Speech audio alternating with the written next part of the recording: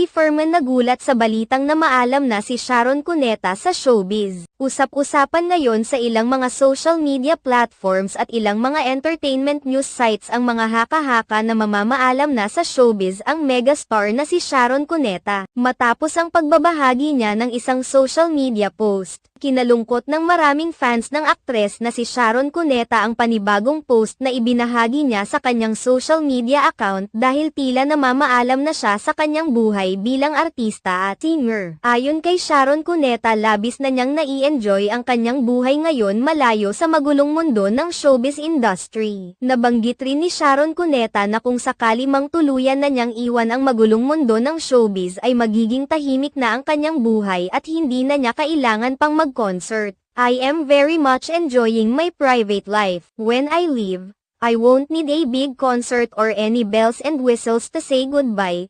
I will do it